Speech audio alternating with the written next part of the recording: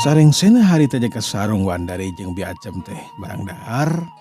Harita jaga sarung mah nyarande bari jeung geberan dadana anu karasa ku manehanana mah hareudang. Ari Biacem jeung Wandari meresan urut dahar diteunden harita kana tempatna. Kelila antarana harita ka jero warung Nabi Acem anu datang nyatana dua orang jalma. Eta dua orang jalma teh langsung harita diuk ka Biacem harita cumarita yen eta dua orang jalma teh hayang barang dahar. Biacem merikat harita disadiakeun kadaharan-kadaharan anu dipesen ku dua orang jalma. Sabadana disadiakeun dahareun sangu jeung deungeunana oge samalna. Calebak we dua urang jalma teh harita dahar menikeun ka ponyo. Ari jaka sarung netep sakedeung saterusna mah teu wani ngaganggu ka dua urang jalma eta. Ari Wandari harita nyamperkeun deui ka jaka sarung ge harita diuk di gigireunna.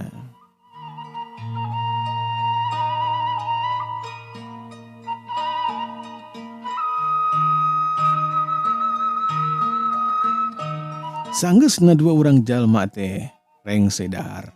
Cereng we. Harita mayar urut daharna sabaraha kitu masing laleos teuing ka mana. Warung Biacem memang sederhana jeung ditara loba jalma anu barang jajan sok pilih genti.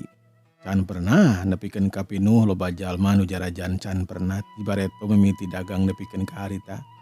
Lantaran sederhana deungeunna sederhana sangu oge rupa-rupaning jajanan-jajanan anu sajana oge sederhana. Kan saukur ngandalkeun jalma-jalma anu dagang kadinya nyatana anu sok nganteuran ka Biacem. Bayaning asok aya nu nganteuran teh cucur, wajit, geblak, ranginang jeung anu sejen-sejenna. Mun teh mah hayang meuli lauk nya kitu teh ya sok neangan heula jalma anu tukang ngajual lauk. Di lemur Ciwaras memang sok aya anu sok ngajual lauk. Nah pesenna teu Biacem ka jalma anu ngajual lauk ke didinya. Sakapeung masuk ngomong ka Pak RT atawa ka Pupuh lemur hayang lauk pikeun dijual deui. Mangsa alam nyerelekna harita teu karasa. Nyaho-nyaho harita geus wanci asar we. Jaka sarung harita guragiru manehanana teh minta izin ka Biacem. Manehanana nek mandi lantaran kacida hareudangna. Ari Wandari mah cicing we didinya nungguan jaka sarung beres mandi. Sanggeusna rengse jaka sarung teh mandi, dekul jaka sarung teh ngalaksanakeun salat asar.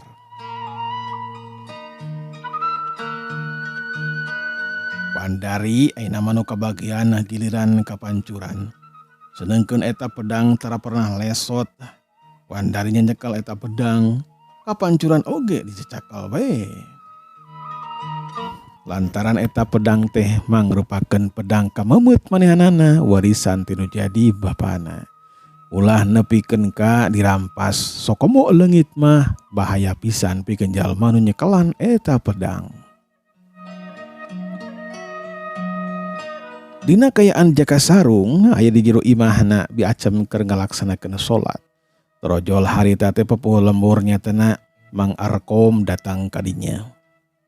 Jika-jikana mah memang manehanana teh hayang meuli dahareun atawa deungeuna. Lain ku peda eueuh deungeuna di mah ngan memang dina poe harita mah asa hayang ngabagikeun duit pikeun Biacem sok bisi teh mah Biacem teh daganganana kurang laku. Assalamualaikum Biacem. Waalaikumsalam. Geuninganan Mang Arko mah ngatu kalebet Mang. Nuhun pisan Biacem. Ya kula ieu hayang goreng lauk emas aya henteu? Aduh nyetas parantos seep itu Pupuh lembur. Mangarkom, parantos seep cikene. Aya nu jajan. Duh, hapunten pisan atuh. Mangga be anu sanes nama masih kene aya. Aduh. Ulah teh hayang goreng lauk. Aduh, kumaha tuh. Dan nu sejen masa kurang nafsu itu. Teuing hayang nanti ngago. Hayang nanti dahar goreng lauk itu yo. Paling oge enjing penginten Mangarkom. Punten pisan da atuh kumaha geuninganan parantos seep. Mangarkom sok atuh calik heula. Bibi teh aya anu baris didugikeun hal anu penting teh. Penting? Laras penting pisan sok mangga atuh calik Mangarkomna. Nya. Mangarkom harita diuk sapada kitu mah geuk biacem oge diuk di deketeun Mangarkom pok biacem. Ajanten kieu eta teh Mangarkom.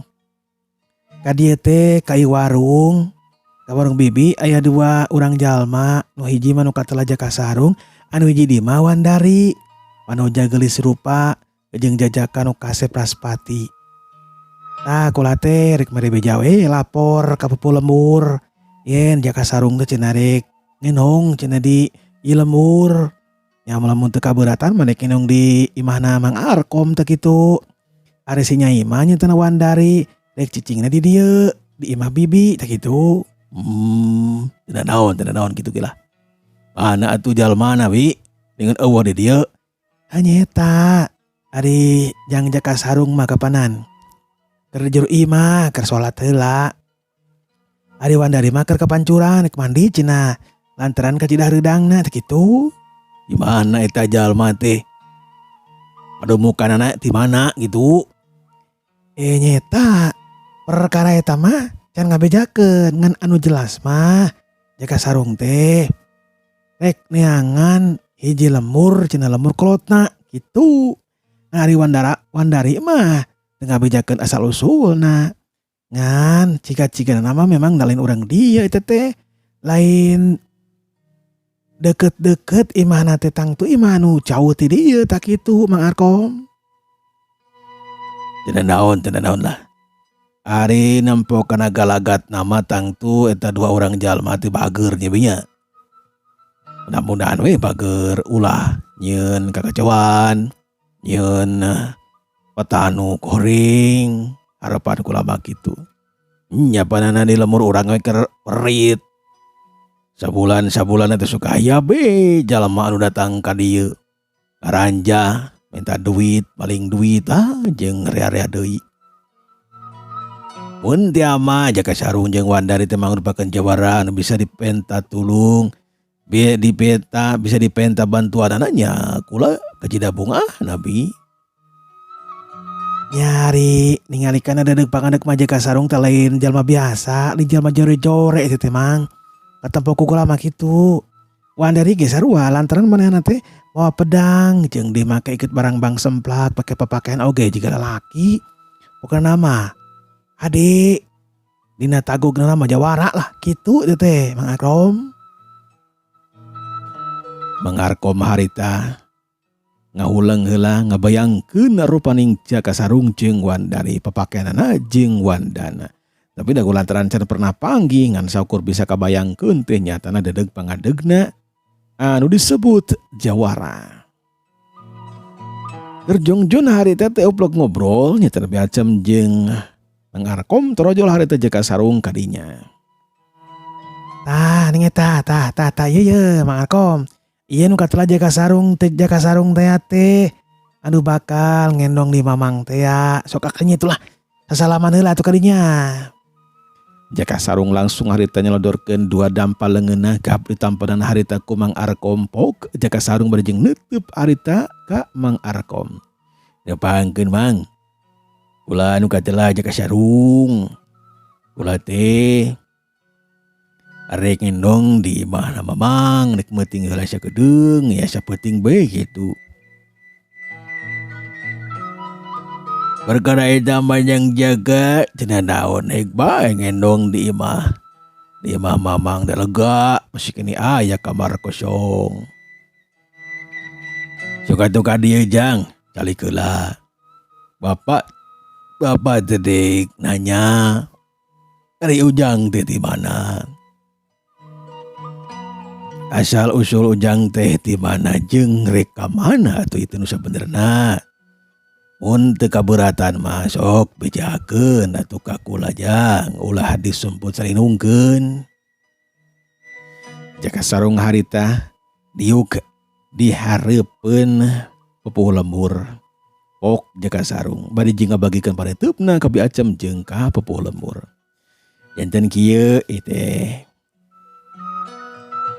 Janten kieu teh Bapak.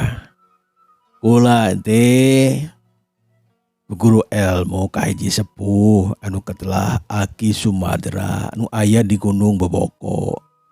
Pernah nama dihandapkeun Gunung Boboko nyatana dihandap nu katelahna teh ku Hakar teh kitu. Kula cicing di eta tempat teh 15 tahun lila. Ya, hiji wanci ningang mangsa kulantaran geus beres latihan ilmu silat jeung di si Aki Samudra geni tah wae ngajunjurungkeun sangkan bumila kanu lemah cenah gitu. Tutulung kanu butuh tatalang kanu susah. Tumpes sakabeh jalma nu jahat. Benerkeun heula laku lampahna, akhlakul karimahna.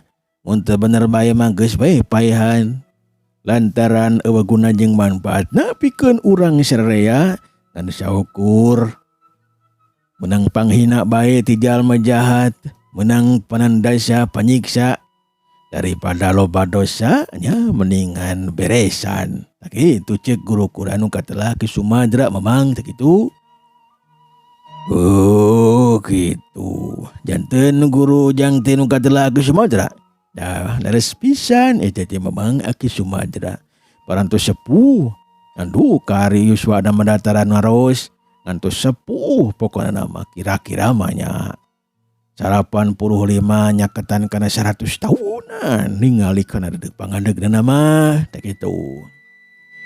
Lajeng adu Ari Ujang teh bade ka bara ide. Jang Jaka teh bade ka mana? Bade neraskeun lumampah teh bade ka mana ide. Dah perkawis lumampah mah anu dituju ku kula teh nyatana lembur Cibatu Babang. Ceuk Aki Sumadra cenah inung kula jeung bapa kula teh aya di ditu di lembur Cibatu dah kitu. Jadi hayang panggih sadina 15 tahun teh teu panggih-panggih. Bawa-bawa ku indung bapa mah geus disebut tilar dunia kula teh.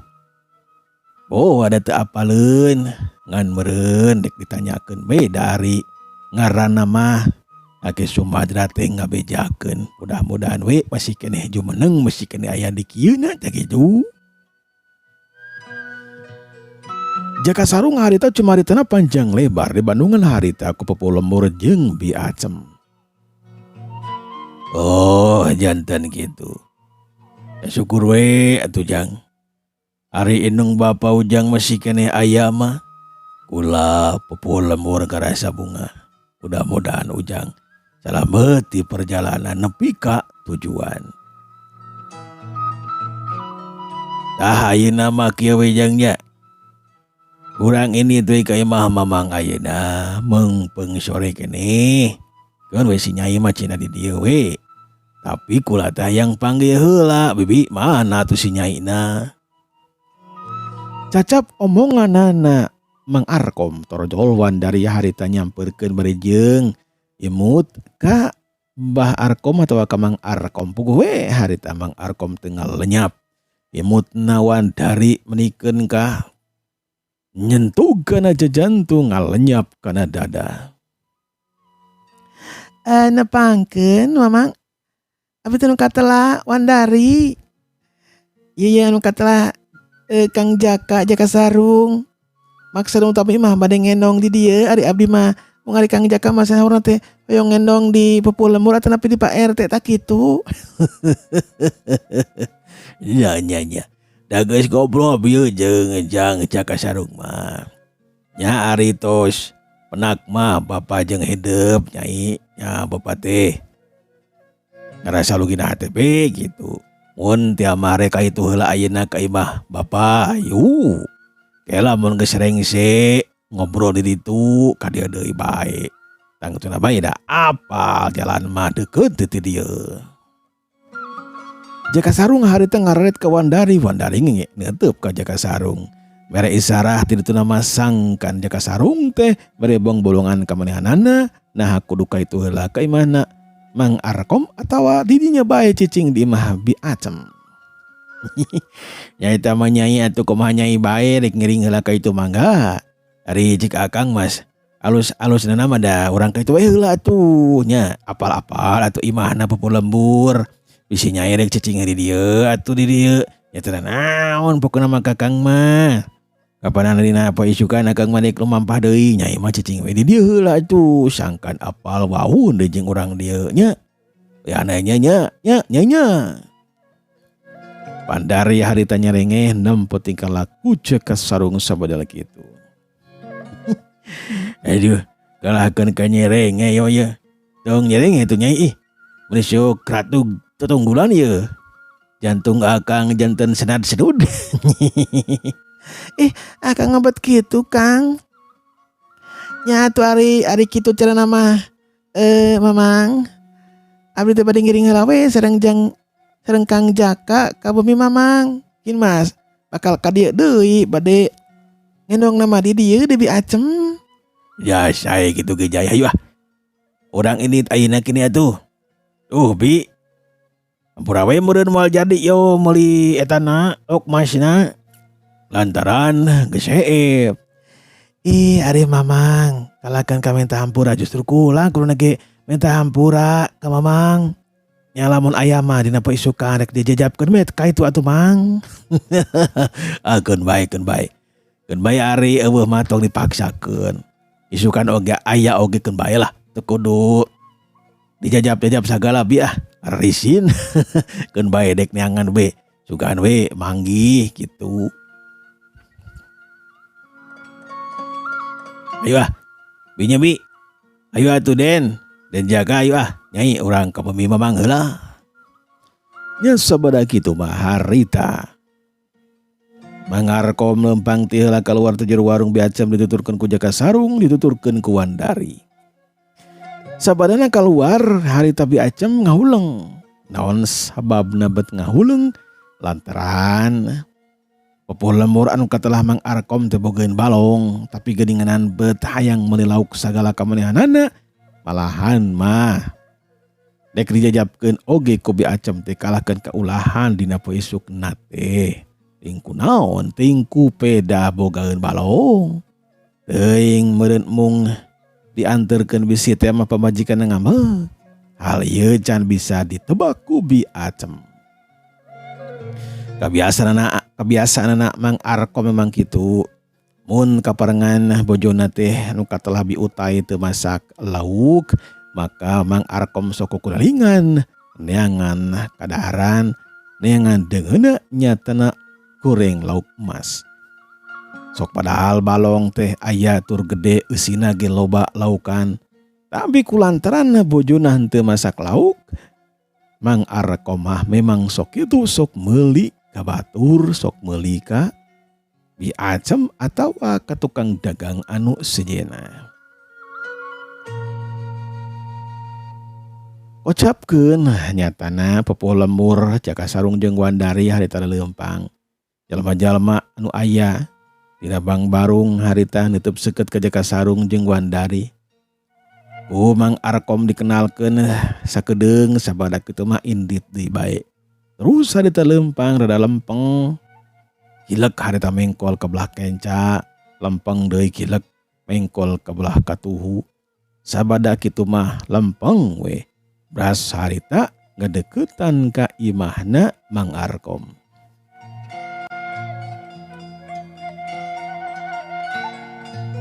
Sabada tepi kaburuan, Mang Arkom harita nyalukan kalau jadi bojona kebeneran Bi Utai teh aya di dinya keur sasapu. Dikenalkeun ku Mang Arkom yen iteh nu katelah Jaka Sarung anu hiji deui nyatana Wandari. Jaka Sarung dek ngendong cenah di imahna, buru-buru kebruk-keprukan cenah kamar tamu ulah nepikeun ka bayetuk bau, tapi kudu terus-terusan dibersihan. Etela ku bi utai teh geus dibersihan dina wanci isuk-isuk tadi ting kunaon tapi utai teh bet hayang ngebersihan puguh meureunnan aya semah anu kasep tur gandang oge sakti beugeun ilmu kanuragan anu luhur. Allah waktosna parantos para kaum dangu melujeng kantun kesadayana. Wassalamualaikum warahmatullahi wabarakatuh.